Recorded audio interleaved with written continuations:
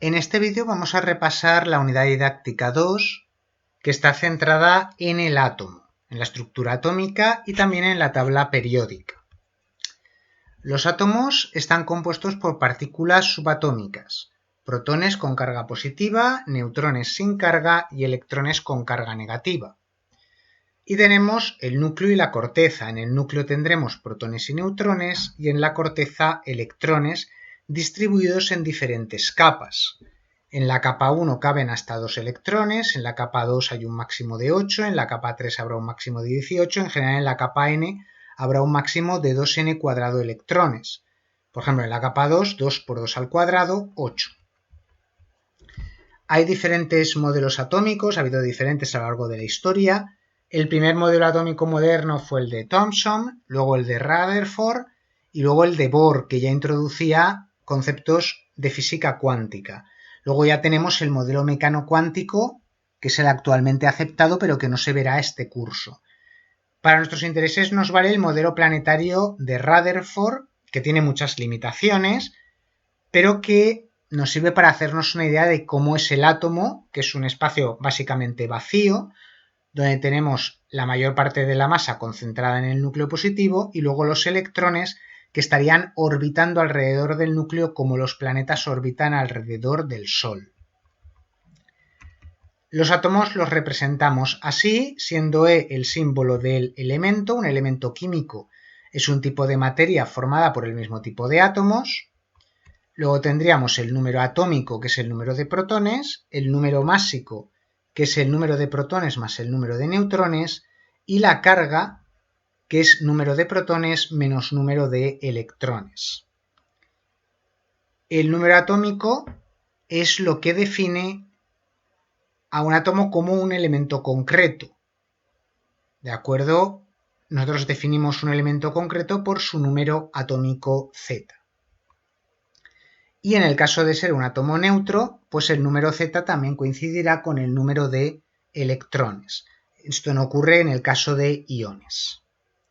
Y como A es protones más neutrones, pues A es Z, porque Z es igual a protones, más neutrones. Por lo tanto, el número de neutrones también es el número másico menos el número atómico. En esta página web tenéis un laboratorio virtual donde podéis construir átomos sencillos, ver la diferencia entre átomo neutro, catión y anión y también construir diferentes isótopos. Entonces, un átomo neutro tiene el mismo número de protones que de electrones, en un anión tengo más electrones que protones y en un catión tengo más protones que electrones. Y en esta tabla se resume lo básico que hemos visto hasta ahora. Vamos a ver los diferentes iones y qué son los isótopos. Los iones son átomos cargados, con carga positiva cationes y con carga negativa aniones. Los átomos tienden a formar unos iones determinados. Para entender esto es importante tener en cuenta que los átomos alcanzan una mayor estabilidad si consiguen tener su última capa completa. Esto es la regla del octeto. Los átomos adquieren máxima estabilidad cuando completan su envoltura electrónica, es decir, tienen 8 electrones en su capa más externa, también llamada capa de valencia. Y por otro lado, los isótopos son átomos de un mismo elemento que tienen diferente número de neutrones, por tanto tienen el mismo número atómico, pero diferente número másico. Un ejercicio típico es este en el que tenemos que completar la tabla, donde tenemos la carga, el número atómico, número másico, número de protones, número de neutrones y número de electrones. Entonces tenemos, por ejemplo, en este caso silicio, carga 0, tengo 14 protones, por lo que también tendré 14 electrones. Si tengo 14 protones, Z vale 14 y el número másico será 14 más 14, 28. Y así puedo resolver el resto de ejemplos. En el caso del bromuro carga menos 1, tengo 36 electrones, 35 protones, un protón de menos, por eso tengo carga menos 1. Entonces Z será 35 y 80 será igual a 35 más el número de neutrones. Así que 80 menos 35, 45. Si tengo carga positiva, lo mismo. En este caso tengo aluminio 3 más, carga más 3, número másico 27, número de neutrones 14. 27 menos 14, 13 protones, Z13, y electrones tendré 3 menos que protones, o sea, C10. Aquí en esta diapositiva tenéis resueltos los 6 ejemplos, podéis parar el vídeo para analizar las operaciones realizadas. Aquí tenemos la tabla periódica que luego analizaremos.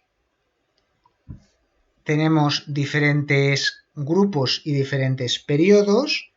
Por ejemplo, los halógenos tienen 7 electrones en su última capa, los anfígenos 6, nitrogenoideos 5. Esto también nos dará una idea de qué iones van a formar. Por ejemplo, el flúor tiene Z igual a 9, 9 protones, y si es neutro también tendrá 9 electrones, 2 electrones en la primera capa, 7 en la segunda.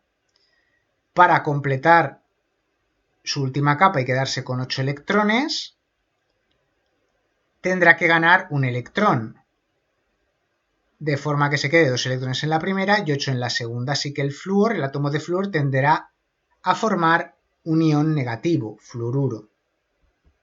En el caso del oxígeno, que tenemos 8 protones y 8 electrones, 2 electrones en la primera capa y 6 en la segunda, para completar el octeto necesitará 2 electrones. Por eso tiende a formar un anión con 2 cargas negativas. En el caso de un metal alcalino como el sodio, tiene un electrón en su capa más externa. Si lo perdiera, su capa más externa ya no sería la tercera, sino la segunda, y se quedaría con 8 electrones. Así que perdiendo un electrón, se convertiría en un ion positivo, donde la capa más externa tendría 8, porque ya no sería la tercera, que estaría vacía, sino la segunda. Con el magnesio, metal alcalino térreo, aquí tenemos 2 electrones en su capa más externa, que si los pierde, se queda con 8 electrones en la nueva capa más externa, que sería la 2. Y por eso, igual que el sodio tendría a formar un catión positivo con una carga positiva, el magnesio tiende a formar un catión con 2 cargas positivas. La masa atómica es la masa de un átomo en unidades de masa atómica, UMA. La unidad de masa atómica se define como la 12ª parte de la masa del átomo de carbono 12. Entonces, el carbono 12 va a ser nuestra referencia. Al trabajar con átomos y moléculas hay un número especial llamado número de Avogadro, ¿vale? De tal forma que 6,02 por 10 a la 23, que es el número de Avogadro, átomos de hidrógeno de masa atómica 1U, tienen una masa de 1 gramo, el número de Avogadro de átomos de carbono de masa atómica 12U tienen una masa de 12 gramos, y el número de Avogadro de átomos de oxígeno de masa atómica 16U tienen una masa de 16 gramos, como ya repasaremos próximamente en próximos vídeos. Puesto que las reacciones químicas tienen lugar entre átomos y moléculas, pues resulta lógico utilizar una magnitud proporcional al número de partículas para expresar cantidades, y eso es el mol, que está relacionado con el número de Avogadro. Un mol es la cantidad de sustancia que contiene el número de Avogadro de partículas. Si un mol de átomos de carbono 12 tiene una masa de 12 gramos y contienen el número de Avogadro de átomos de carbono. Entonces, como hemos visto que podemos tener diferentes isótopos de un elemento, ¿cómo calcular la masa atómica de un elemento? Pues será la media ponderada de todos los isótopos. ¿Por qué es media ponderada? Porque a mayor abundancia de un isótopo, pues más contribuirá la masa atómica de ese isótopo a la masa atómica del elemento. En el caso de haber solo 2 isótopos, 1 y 2, de abundancia X% y 100 menos X%, porque si uno es 20 el otro será el 80%, si uno es 90% el otro será 100 menos 90, 10%, utilizaremos esta fórmula. La masa atómica será la masa atómica del primer isótopo por X, su abundancia, más la masa atómica del segundo isótopo por 100 menos X partido 100. Por ejemplo, la plata existe en la naturaleza en 2 isótopos de masas 109U y 107U. Si la abundancia del primer isótopo es 48,2%, pues la abundancia del segundo isótopo será 100 menos 48,2, es decir, 51,8. y nos pide calcular la masa atómica de la plata. Pues será masa atómica del primer isótopo 109 por su abundancia 48,2 más masa atómica del segundo isótopo por su abundancia 100 menos 48,2 que es 51,8 partido 100. Valdrá 107,87 U. Por supuesto, la masa atómica del elemento está más cercana a la masa atómica del isótopo más abundante, aunque aquí hay muy poca diferencia entre los dos. Otro ejemplo, el cobre existe en la naturaleza en dos isótopos de masa 63U y 65U. Si la masa atómica del cobre es 63,6U, calcular la abundancia relativa de cada uno.